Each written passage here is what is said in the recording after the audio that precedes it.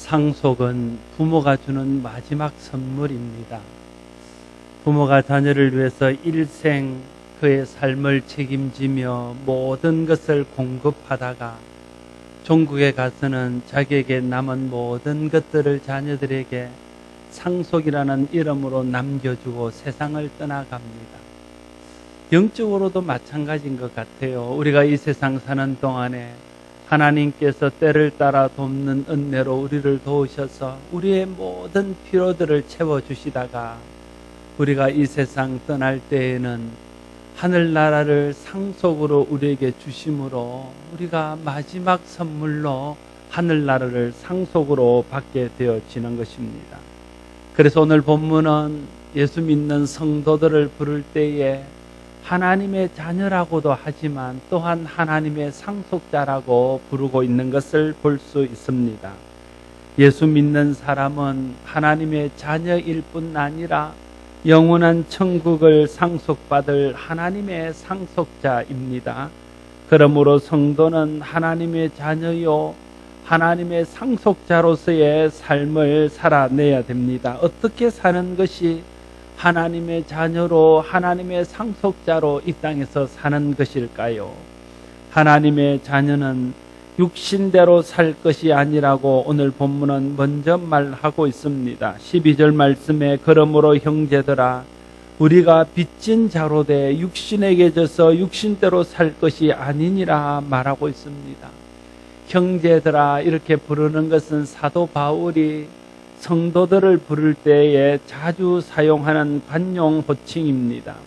바울은 성도들은 육신에게 져서 육신대로 살면 안 된다고 말하고 있습니다. 특별히 12절 말씀에 그러므로 형제들아 우리가 빚진 자로 돼 이렇게 말하고 있습니다. 빚진 자라는 것은 의무가 있는 자라는 뜻입니다.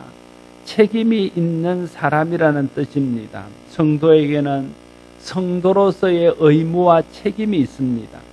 그것이 무엇이냐 하면 육신에게 져서 육신으로 살면 안 된다는 것입니다. 육신으로 살지 않는 것이 성도의 의무이며 성도의 책임입니다. 만약 성도가 육신에게 져서 육신대로 살면 그것은 성도의 의무와 책임을 다하지 못한 것입니다. 육신대로 산다는 것은 육신의 생각을 따라 사는 것을 말합니다. 육신대로 산다는 것은 육신의 욕심을 따라 사는 것을 말합니다. 육신대로 산다는 것은 우리의 육신이 시키는 대로 우리 육신이 원하는 대로 사는 것을 말합니다. 왜 성도는 육신의 욕심, 육신의 생각, 육신이 시키는 대로 살면 안 될까요? 13절에 보면 너희가 육신대로 살면 반드시 죽을 것이로되 영으로서 몸의 행실을 죽으면 살리니 말하고 있습니다. 우리가 육신으로 살아서는 안 될 이유는 육신으로 살면 반드시 죽을 것이기 때문에 그렇습니다. 육신으로 사는 생의 마지막은 죽음입니다. 육신으로 사는 생애의 끝은 죽음으로 마감하게 된다는 것입니다. 그것이 우리가 육신으로 살아서는 안 될 이유입니다. 하나님께서 에덴 동산에 사람들을 만드시고 모든 필요들을 공급해 주실 때에 하나님께서 만드신 선악을 알게 하는 나무의 실과는 먹지 말라 하셨습니다. 그것이 하나님의 하나님 되심을 범하지 않는 길이었습니다. 그러면서 말씀하시기를 네가 만약에 이 말을 거역하고 하나님의 하나님됨을 거스르고 도전하고 저 실과를 먹는 날에는 반드시 죽게 될 것이다. 그렇게 말했습니다. 오늘 본문에서 반드시 죽는다는 것은 그때 하나님께서 아담에게 말씀하셨던 반드시 죽는 것과 죽는다는 말에 같은 의미입니다. 하나님 말씀을 어기고 선악과를 먹는 날에는 반드시 죽는 형벌이 임한다고 하셨습니다. 그 말씀대로 아담과 하와가 하나님의 말씀을 거역하고 불순종하여 선악을 알게 하는 나무의 실과를 먹고 난 후에 그들은 반드시 죽는 형벌을 받게 된 것입니다. 거듭나지 않고 육신으로 살면 아담에게 내려진 이 형벌을 그 사람도 반드시 받게 되어집니다. 죽음은 하나님 말씀에 불순종한 죄의 최종적인 형벌입니다. 그래서 아담의 후손으로 태어나서 아담으로부터 죄를 물려받고 아담처럼 하나님께 불순종하고 하나님을 거역하고 하나님을 섬기지 않고 믿지 않고 살게 되면 아담에게 내렸던 형벌을 그대로 받아서 반드시 죽게 된다는 거예요. 그게 육신으로 살면 반드시 죽는다는 말의 의미입니다. 성경은 아담의 불순종 때 내려진 형벌에서 벗어날 수 있는 길이 그러면 없느냐? 그러면 그렇지 않다는 거예요. 성경에는 아담에게 내려진 반드시 죽는다는 형벌을 벗어날 수 있는 길이 있음을 우리에게 가르쳐 주고 있습니다. 죽음의 형벌에서 벗어나는 길은 영으로서 몸의 행실을 죽이는 것이다 말하고 있습니다. 너희가 육신대로 살면 반드시 죽을 것이로되 영으로서 몸의 행실을 죽이면 살리니 이렇게 말하고 있습니다. 여러분, 육신을 따라서 육신의 욕심, 육신의 생각을 쫓아가다 보면 그 끝은 죽음입니다. 그것으로 인생이 마감되어집니다. 그러나 하나님의 영의 지배를 받고 성령의 능력으로 거듭나서 육신을 따르지 않고 성령을 따라 살면 그 죽음의 형벌에서 벗어날 수 있습니다. 육신으로 사는 것과 반대되는 말이 영으로 사는 것입니다. 영으로 산다는 것은 성령으로 거듭나서 육신을 따르지 않고 성령을 따라 사는 것을 말합니다. 예수님께서 성령을 주신 이유는 육신을 따라 살지 않고 영을 따라 살게 하기 위해서입니다. 성경이 말하는 육신은 죄성의 지배를 받는 육신입니다. 인간의 죄성은 하나님을 거역하고 불순종하는 인간의 속성입니다. 성령을 받지 않은 모든 사람은 이 육신의 죄성을 자연스럽게 이어받습니다. 그래서 죄가 다스리는 육신의 지배를 받고 육신의 이끄는 대로 사는 것이죠. 이것이 육신으로 사는 것입니다. 그러나 성령 받고 거듭나면 하나님의 영이신 성령이 우리 마음속에 들어와서 우리 마음을 지배하게 되므로 더 이상 육신을 따르지 않고 영의 지배를 받고 영을 따르는 삶을 살게 되게 되어집니다. 죄성에 물든 인간의 육신을 이길 수 있는 유일한 길은 성령 받고 거듭나서 마음과 생각이 성령의 지배를 받으며 성령을 따라 사는 것입니다. 그래서 갈라디아서 5장 16절 17절은 내가 이르노니 너희는 성령을 따라 행하라. 그리하면 육체의 욕심을 이루지 아니하리라. 육체의 욕심은 성령을 거스르고 성령은 육체를 거스르나니 이 둘이 서로 대적함으로 너희가 원하는 것을 하지 못하게 하려 함이니라 말하고 있습니다. 성령을 받고 거듭나서 성령의 지배를 받으며 살면 이 성령의 능력이 육신의 욕심을 거스를 수 있도록 육신의 욕심을 벗어날 수 있도록 하신다는 거예요. 그래서 성령의 능력을 덧입고 사는 사람은 육신의 욕심과 육신의 생각을 따라 살지 않을 수 있습니다. 그래야 하나님이 반드시 죽으리라는 형벌에서 우리가 벗어날 수 있을 것입니다. 하나님을 거역하고 하나님과 원수된 삶을 사는 데서 벗어나서 하나님께 순종하며 하나님의 자녀의 복과 은혜를 누리며 살 수 있을 것입니다. 그래서 우리는 성령으로 거듭나야 됩니다. 여러분, 거듭난다는 것이 무엇입니까? 다시 태어나는 것입니다.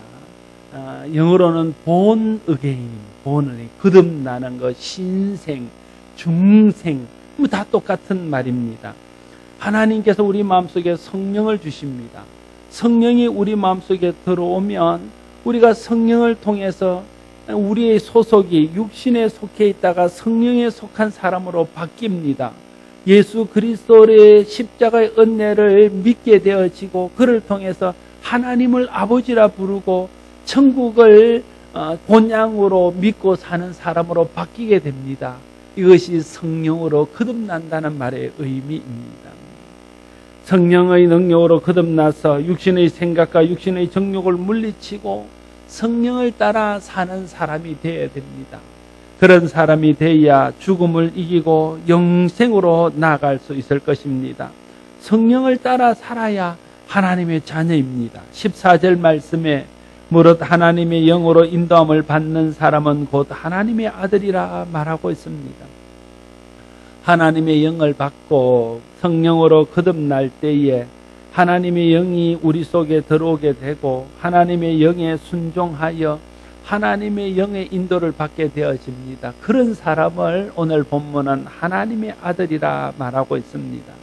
하나님의 영의 인도를 받는다고 할 때에 인도함을 받는다는 말의 본래의 의미는 강제로 끌려다닌다는 뜻입니다. 다시 말하면 자기 의지나 자기 생각이나 자기의 주장을 포기하고 오직 성령이 이끄는 대로 저항 없이 이끌려 다니는 것을 말할 때에 성령의 인도함을 받는다 이렇게 말합니다. 내 생각대로 내 뜻대로 하면서 성령이 도와주기를 바라고 성령의 능력 주기를 바라서 내 원하는 것, 내 뜻하는 것을 이루기 위해서 성령의 도구가 되면 그 사람은 성령의 인도함을 받는 사람이 아닙니다. 성령을 부리는 사람입니다. 성령의 인도를 받는다는 것은 내 생각을 일단 접는 것입니다. 내 의지를 일단은 꺾는 것입니다. 내 주장을 일단은 내려놓는 것입니다. 그리고 내 속에 계시는 성령님이 말씀을 통해서 내게 하시는 말씀에 전적으로 순독하고 저항 없이 그 성령의 인도를 따라 행하는 것입니다. 그럴 때 우리는 성령의 인도를 받는 사람이다 이렇게 말할 수 있는 것입니다. 이렇게 진정한 의미로 성령의 인도를 받는 사람이 하나님의 사람입니다. 성령께서는 때로는 우리가 하고 싶은 일을 하지 못하도록 우리를 이끄십니다. 성령님께서는 때로는 우리가 원하는 곳에 가지 못하도록 막기도 하십니다. 그런가 하면 내가 원하는 일, 내가 가고 싶은 곳을 또한 가지 못하도록 이끌기도 하십니다. 이때에 우리가 생각해야 됩니다. 하나님의 생각은 내 생각보다 크고 하나님의 뜻은 내 뜻보다 온전하며 하나님은 언제나 나보다 선하고 나보다 의롭고 나보다 좋은 것을 준비하시는 분이라는 것을 생각하고 내 생각, 내 주장, 내 의지를 꺾고 성령이 이끌으시는 대로 이끌려 갈 때에 그 사람이 하나님의 아들이라는 말입니다. 육신의 욕심, 육신이 원하는 것, 육신이 이끄는 대로 살지 않고 철저히 성령의 뜻에 굴복하여 성령이 이끄는 대로 사는 사람이 하나님의 아들입니다.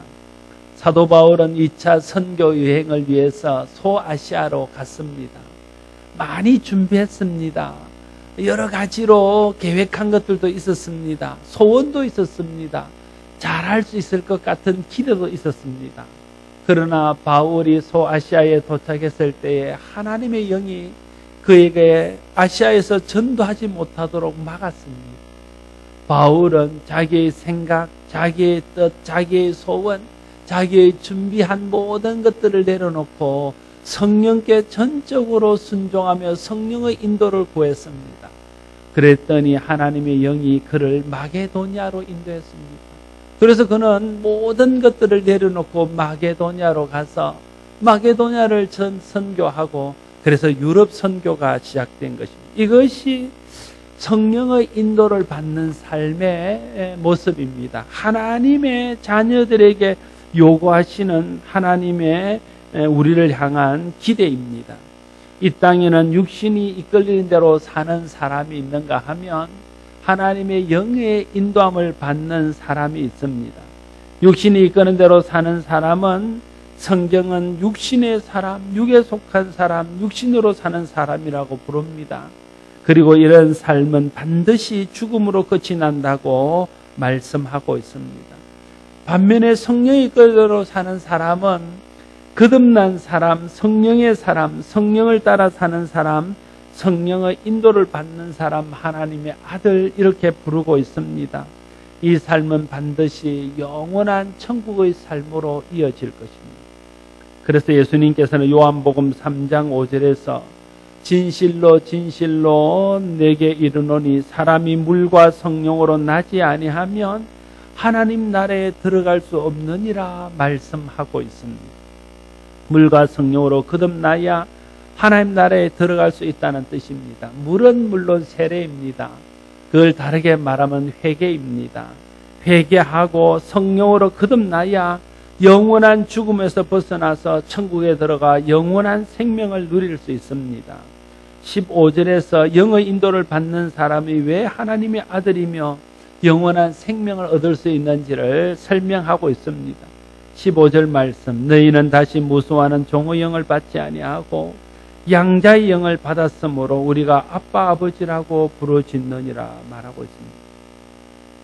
아무도 성령 받기 전에는 하나님을 아버지라 부를 수 없습니다.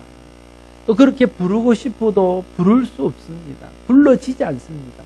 여러분, 예수 믿지 않는 사람이, 성령으로 거듭나지 않는 사람이 하나님을 그냥 하나님이라 부를 수는 있습니다. 하나님을 조물주, 창조주라고 부를 수는 있습니다. 그러나 하나님을 향하여 마음에서부터 아버지라고 부를 수는 없습니다. 여러분, 내가 하나님을 향하여 죽어도 아버지라는 말이 안 나오면 그 사람은 성령으로 거듭나지 않은 사람일 가능성들이 큽니다. 기도한다고 앉았는데 그냥 하나님을 하나님이라고 부를 수는 있습니다. 하나님을 주님이라고도 부를 수 있는데 하나님을 내 마음속에서부터 터져나오는 탄성으로 아버지라고 부를 수 없다면 그 사람의 신앙에는 문제가 있습니다. 성령으로 거듭나고 물과 성령으로 다시 태어난 사람은 하나님의 자녀가 될 수 있기 때문에 그렇습니다. 그러나 아무도 성령 받기 전에는 하나님을 아버지라 부를 수 없습니다. 그렇게 부르고 싶어도 불러지지 않습니다. 그것은 그렇게 부를 자격이 그에게 없기 때문에 그렇습니다. 성령 받기 전에 모든 사람은 하나님을 거역하고 죄의 종이 되어서 죄의 지배를 받으며 삽니다. 그래서 그 사람은 하나님의 자녀가 아니라 진노의 자녀이며 죄와 사탄의 자녀입니다. 그러나 성령을 받고 거듭나서 하나님의 영을 지배를 받으며 죄의 종에서 해방되는 순간에 우리는 하나님의 자녀가 됩니다. 그래서 성령 받고 나면 우리도 모르는 사이에 자연스럽게 하나님을 아버지라 부르게 되어지는 것입니다. 그래서 오늘 본문은 성령을 양자의 영이라고 부릅니다. 우리는 본래 하나님의 아들이 아닙니다. 하나님의 아들이 될 수 없는 죄의 종이었습니다. 그런데 하나님께서 성령을 주셔서 성령으로 거듭나게 하시고 성령을 따라 살게 하심으로써 이제 그가 성령 안에서 하나님의 자녀가 되게 하셨습니다. 양자 삼아 주셨다는 말입니다. 오늘도 사람들이 입양을 해서 양자 삼는 일이 있습니다. 그러나 아무나 양자가 되고 싶다고 해서 양자가 되거나 양자를 삼고 싶다고 해서 양자를 삼을 수 있는 것이 아닙니다. 법적으로 입양을 하기 위해서는 그 법에 요구하는 조건들을 충족시켜야 합니다. 그럴 때에 입양하여 양자 삼을 수 있습니다. 영적으로도 마찬가지입니다. 누구나 하나님의 자녀가 될 수 있는 것은 아닙니다. 우리가 하나님의 자녀가 되는 것은 하나님의 자녀가 되는 법을 따를 때에만 하나님의 자녀가 될 수 있습니다. 그 법에 따라 그 법이 요구하는 조건을 충족할 때에 우리는 양자로 입양되어서 하나님을 아버지라 부르는 하나님의 자녀가 될 수 있습니다. 그 법적인 절차가 무엇입니까? 오늘 본문은 그것을 성령 받는 일이라고 말하고 있는 것입니다. 성령 받고 거듭나서 성령의 감동과 인도를 따라 사는 그 사람이 하나님의 자녀가 될 수 있다고 오늘 본문은 말하고 있습니다. 하나님의 영이신 성령이 하시는 가장 중요한 일은 성령을 우리가 받게 되어지면 내가 죄인이라는 것이 깨달아지고 내 죄 대신에 십자가를 지신 예수 그리스도의 대속의 은혜가 믿어져서 그래서 예수 믿고 구원받게 되어지는 것입니다. 성령이 하는 가장 중요한 일은 죄를 깨닫고 회개해서 우리 죄 대신 돌아가신 예수 그리스도를 믿게 함으로 죄에서 해방되어서 영원한 생명을 얻게 하는 것입니다. 그래서 성령 받으면 회개하게 되고 성령 받으면 예수 믿게 되고 성령 받으면 거듭나서 믿음을 따라 살게 되어집니다. 이것을 이름하여 거듭난 삶이라고 부르는 것입니다. 죄 사함 받고 죄의 저주에서 벗어나는 길은 이렇게 성령 받고 거듭나서 회개하고 예수 믿고 하나님의 자녀가 되는 길밖에는 없습니다. 그래서 성령은 하나님의 영이시며 그리스도의 영이시며 진리의 영이시며 동시에 구원의 영이십니다. 성령을 통하지 않고는 예수 그리스도를 믿을 수 없습니다. 그래서 성령을 받지 않으면 구원받은 하나님의 자녀가 될 수 없습니다. 성령을 통해서만 예수를 믿을 수 있습니다. 그래서 성령을 받으면 구원받은 하나님의 자녀가 될 수 있습니다. 그런 의미에서 성령은 우리를 예수 믿고 제사함 받아 하나님 자녀되게 하는 양자의 영이라 이렇게 부를 수 있는 것입니다. 양자의 영이란 쉽게 말하면 하나님의 자녀가 되게 하는 영이라는 뜻입니다. 성령은 받는 사람마다 하나님의 자녀가 될 수 있도록 하시는 양자의 영이요 하나님의 자녀의 영입니다. 성령 받은 사람은 하나님의 자녀가 되는 양자의 영을 받는 사람입니다. 우리가 양자의 영을 받아 하나님을 아빠 아버지라 부르는 것은 얼마나 큰 은혜이며 특권인지 모릅니다.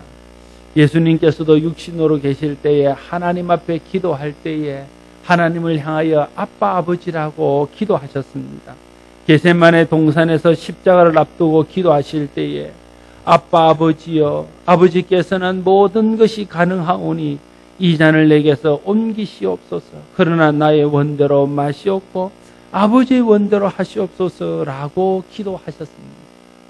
아빠 아버지라 부르는 것은 하나님을 친밀감을 가지고 부르는 호칭입니다.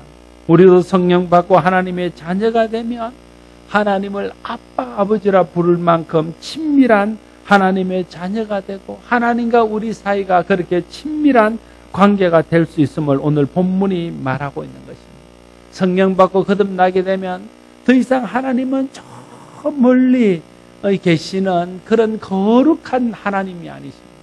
하나님은 우리가 두렵고 떨리는 마음으로 감히 가까이 할 수 없는 그런 두려운 하나님이 아닙니다.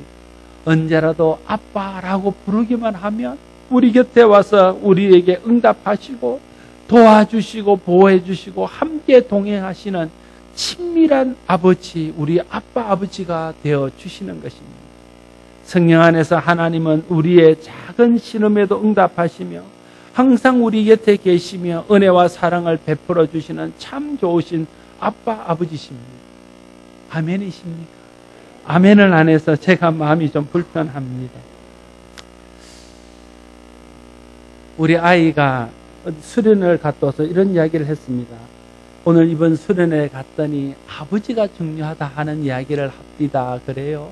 왜 아버지가 중요하다고 그랬더니 우리가 하나님을 아빠 아버지라 부르는데 어릴 때부터 아버지와의 관계가 원활하지 못하고 아빠 아버지로서의 친밀감을 느끼지 못하는 사람은 하나님을 아빠 아버지라 부를 때에도 친밀감이 느끼지 않을 수가 있다는 거예요. 그래서 어릴 때부터 아빠가 정말 좋은 아버지, 정말 선한 아버지, 기도를 들어주고 모든 요구를 들어주는 그런 좋은 아버지일 때에 하나님과의 관계도 더 친밀하게 될 수 있다. 그런 강의를 했답니다. 일리가 있잖아요. 일리가 있잖아요. 그래서 여러분이 좋은 아버지가 돼요. 물론 어머니도 좋은 어머니가 돼야 되지만 좋은 아버지가 돼야 그 아이들이 하나님을 아버지라 부를 때에 필연적으로 어릴 때부터 마음속에 새겨져 있는 아버지의 이미지로 그 아버지를 찾게 되어지는 것 아닙니까? 지난번에 캄보디아 갔을 때에 그 선교사님이 캄보디아가 킬링 필드로 인해서 아버지를 잃어버렸다. 200만이나 되는 사람이 학살을 당했습니다. 그러니까 지금 젊은 세대들은 아버지를 다 잃어버린 거예요. 그런 아버지가 없어요. 그러니까 아버지의 모델이었고 아버지의 표상이 없는 겁니다. 그 선교사님이 그게 어떤 의미에서 캄보디아의 굉장히 큰 문제라는 거예요. 그럼 그들의 세대가 아버지가 되면 아버지의 모델 없이 아버지가 되었으니까 제대로 아버지 역할을 못할 것 아닙니까? 그러면 그 다음 세대도 아버지의 제대로 된 표상을 못 보고 자란다. 그럼 한 몇십 년, 몇백 년을 제대로 된 아버지의 표상이 없이 살다 보면 그 나라가 어려워질 거라는 거예요. 캄보디아가요, 어떻게 보면 전 세계에서 가장 복음에 열려져 있는 그런 나라 중에 하나입니다. 누구나 들어가서 복음을 전할 수 있습니다. 그래서 가장 많은 선교사들이 최근에 캄보디아로 들어가고 있습니다. 그런데 캄보디아는 동남아에서 태국과 더불어 가장 복음화율이 낮은 나라입니다. 굉장히 이상하잖아요. 열려져 있습니다. 많은 선교사 들어갑니다. 그런데 복음화율은 가장 낮습니다. 인도네시아나 이런 나라들, 말레이시아나 이런 아주 무슬림이 강한 나라보다 훨씬 복음화율이 낮습니다. 여러 가지 이유가 있기 때문에 제 생각 중에는 그들이 아버지에 대한 그런 좋은 인상이 없어서 하나님 아버지를 받아들이는데 문제가 있지 않겠는가? 그냥 제 생각입니다. 제가 혼자 있습니다. 그런 생각이 듭니다. 하나님은요, 여러분 아버지보다 훨씬 좋으신 아빠 아버지십니다. 혹시 여러분이 어릴 때에 아버지로부터 좋은 이미지를 받지 못하고 사랑을 받지 못하고 자랐다 할지라도 그 모습으로 하나님 아버지를 생각하지 않게 되기를 바랍니다. 하나님 아버지는 선하시고 의로우시고 좋으신 아버지십니다. 우리의 작은 신음에도 응답하시는 아버지십니다. 언제 어디선지 아빠 아버지 하고 부르시기만 하면 하나님께서 오셔서 우리를 만져주시고 위로하시고 응답해 주시고 우리를 도와주시는 좋은 하나님이십니다. 우리가 이 하나님을 아빠 아버지라 부르게 되었다. 어떻게 해요? 성령을 받고 거듭나는 순간에 양자영이신 성령님이 우리 속에서 하나님의 자녀가 될 수 있도록 역사하심으로 그날부터 우리는 하나님을 아빠 아버지라 부르며 사는 사람이 되었습니다. 양자영을 받아 하나님의 자녀가 되면 그냥 무늬만 하나님의 자녀가 되는 것이 아닙니다. 하나님의 자녀가 되면 성령께서 우리가 하나님의 자녀라는 사실을 느끼게 해주시고 또 그것을 누리게 해주시고 하나님의 자녀의 복을 받게 해주십니다. 16절 17절 말씀을 같이 한 번 더 읽겠습니다. 16절 17절을 읽습니다. 성령이 친히 우리의 영과 더불어 우리가 하나님의 자녀인 것을 증언하시나니 자녀임은 또한 상속자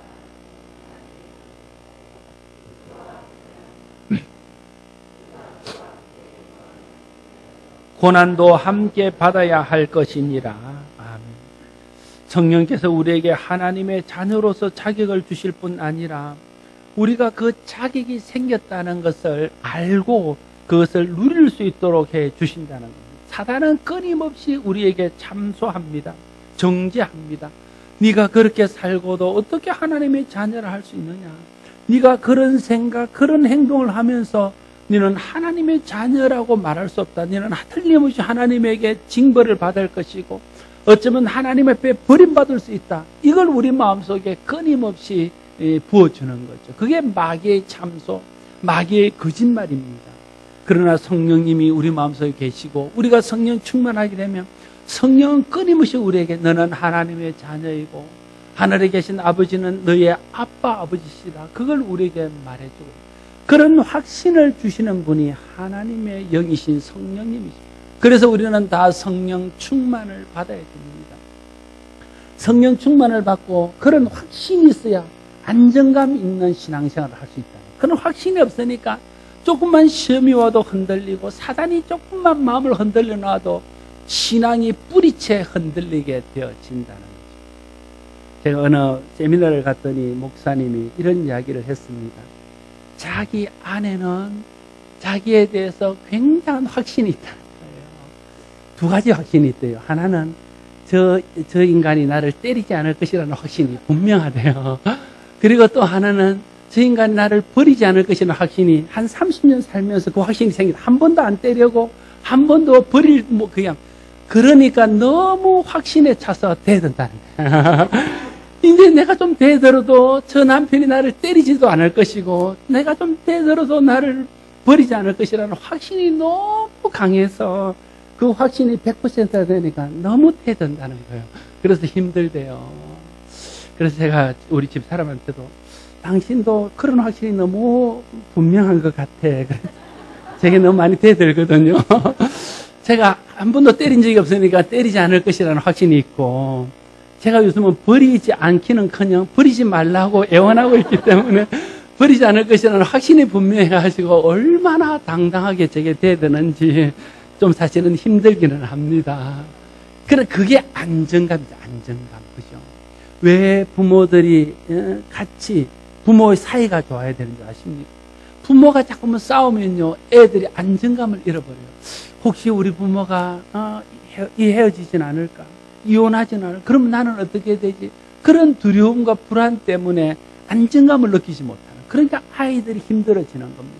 그러나 부모가 그 사이가 좋고 부모가 언제나 좋은 그런 사이로 지내면요, 자녀들이 우리 부모는 절대 헤어지지 않아, 나는 부모로부터 버림받지 않아, 그런 안정감이 생기기 때문에 아이가 자신감이 생기자는 것 아닙니까? 하나님 앞에서 우리도 마찬가지입니다. 내가 성령을 받고 거듭나서 성령 충만을 받고 살면 내가 어떤 경우에도 하나님 나를 버리지 않고, 내가 좀 잘하든 못하든 상관없이, 내가 좀 믿음이 좋든 그렇지 못하든 상관없이, 충성하든 그렇지 않든 상관없이 하나님은 여전히 나를 붙들어 주시고 나를 고아처럼 버려두지 아니하시고 내가 아빠 아버지라고 부르기만 하면 언제나 와서 도와주실 분이라는 그런 확신이 분명하게 한다는 거예요. 그러면 우리의 신앙에 안정감이 생깁니다. 그래야 우리가 어떤 상황에서도 흔들리지 않고 믿음에 든든히 설 수 있습니다. 여러분, 하나님은 저와 여러분의 아빠 아버지십니다. 변덕이 없으신 분이십니다. 내가 어떠함과 상관없이 언제든지 내가 필요해서 하나님 앞에 나와서 아빠 아버지 하고 부르기만 하면 언제나 응답하시고 언제나 우리를 만져주시고 우리를 위로해 주시고 우리를 격려해 주시고 우리의 필요를 채워주시는 좋으신 아버지십니다. 성령님께서 그것을 제게 알게 하셨습니다. 또한 성령님께서 여러분에게 그걸 알게 하셨습니다. 여러분이 성령 안에서 이 확신이 분명하시기를 바랍니다. 사단이 내게 어떤 말을 할지라도, 사단이 내게 어떤 참소를 할지라도, 사단이 내게 어떤 그런 정죄를 할지라도 흔들리지 아니하고 하나님께서 내 아버지가 되심을 확신하는 믿음이 여러분 가운데 있기를 바랍니다.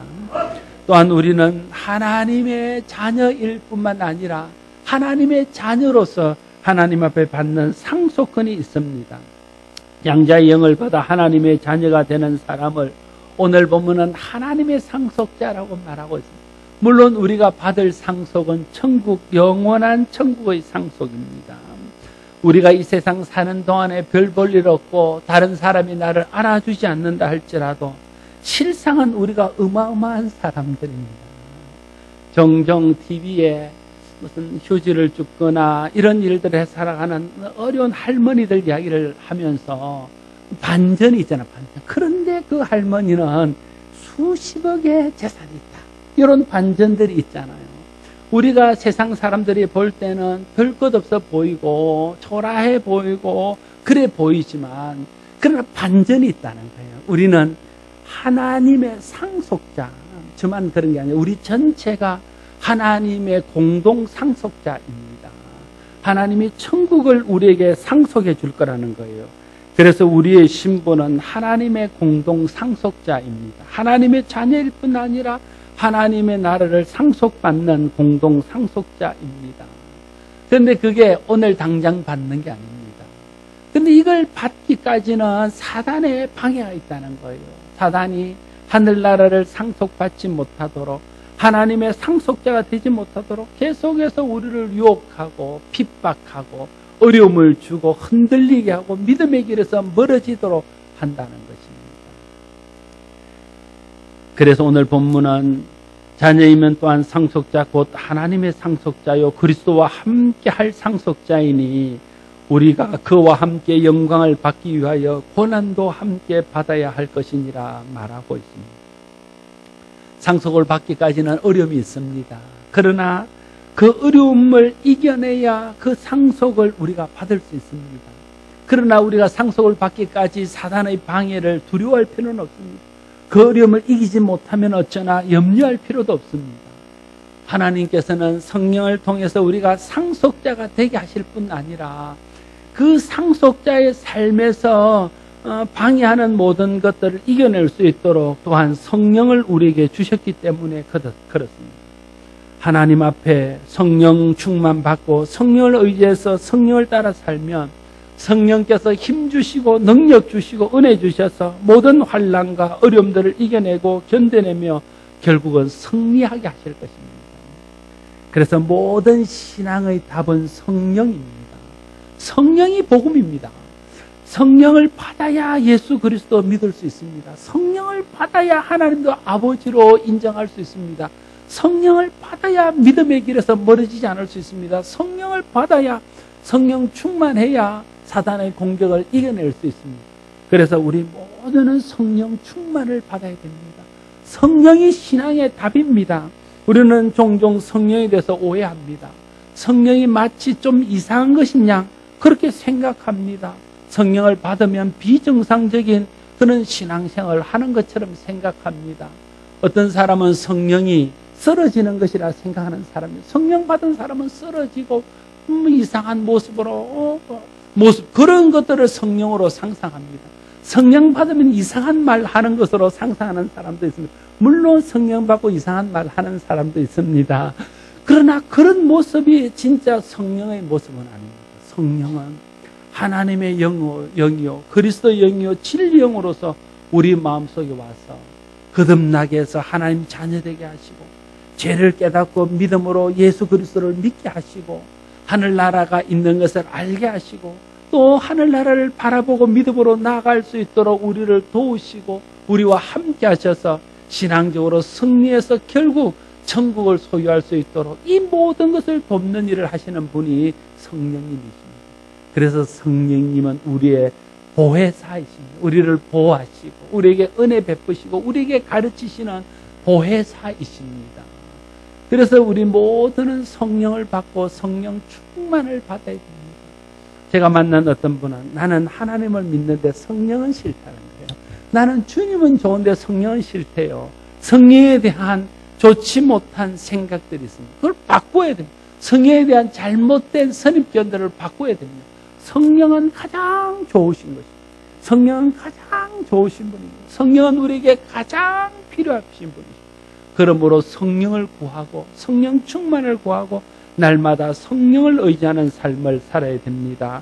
모든 신앙의 답은 성령입니다. 성령이 우리 속에 계실 때 우리는 성령의 능력으로 모든 것을 할 수 있습니다. 사랑하는 성도 여러분, 우리는 종의 영을 받지 않고 양자의 영을 받아 하나님을 아빠 아버지라 부르는 하나님의 사랑받는 친밀한 자녀가 되었습니다. 그러므로 이제 하나님의 자녀에 합당한 삶을 살아야 됩니다. 그것이 우리를 하나님 자녀 삼으신 하나님께 감사하는 것이고 그 은혜에 보답하는 것이고 하나님의 자녀의 복을 영원히 누릴 수 있는 길입니다.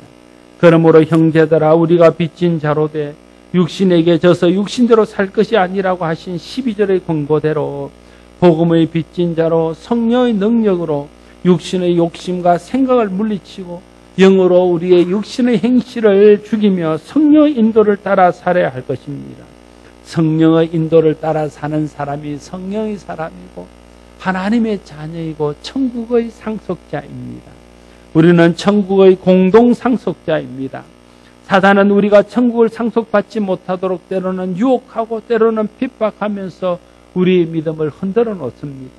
그러나 성령님께서 우리를 도우시는 보혜사로 우리와 함께 계십니다. 성령을 의지하면 이 모든 고난과 이 모든 환난과 어려움도 넉넉히 이길 수 있도록 하십니다. 여러분 모두가 성령 충만을 받고 성령의 인도를 따라 살아서 사단의 모든 방해를 물리치고 이 땅을 사는 동안도 하나님 자녀에게 주시는 하나님의 은혜와 복을 누리면서 어려울 때마다 힘들 때마다 아빠 하나님이 공급하시는 복을 받아 누리며 사는 여러분 되시기를 바랍니다. 뿐만 아니라 성령 안에서 믿음을 끝까지 지켜서 하나님께서 우리에게 상속해 주신 그 천국을 마지막 날에 받아서 그 안에서 영원한 복을 누리며 사는 저와 여러분 모두가 될 수 있기를 바랍니다. 기도하겠습니다. 아버지 하나님 은혜를 감사합니다. 본질상 우리는 죄의 종이요 진노의 자녀였지만 하나님 우리에게 성령을 보내주셔서 성령을 통해서 죄를 깨닫고 회개하며 예수 믿게 하시고 거듭나 하나님의 자녀가 되어서 하나님의 자녀의 복을 이 땅에서도 누리고 또 영원한 나라를 상속받는 은혜까지 베풀어 주시니 감사합니다. 우리의 아빠 아버지 되시는 하나님을 가까이 모시며 힘들 때 좋을 때 어떤 순간에도 아빠 아버지를 의지하고 살아갈 수 있도록 성령 하나님 우리를 도우시고 시험이 올 때 어려움이 올 때도 성령 하나님 우리와 함께 하셔서 모든 시험과 어려움들을 이겨내며 결국 믿음으로 승리하는 우리 모두가 되게 하여 주시옵소서. 예수님 이름으로 기도드리옵나이다.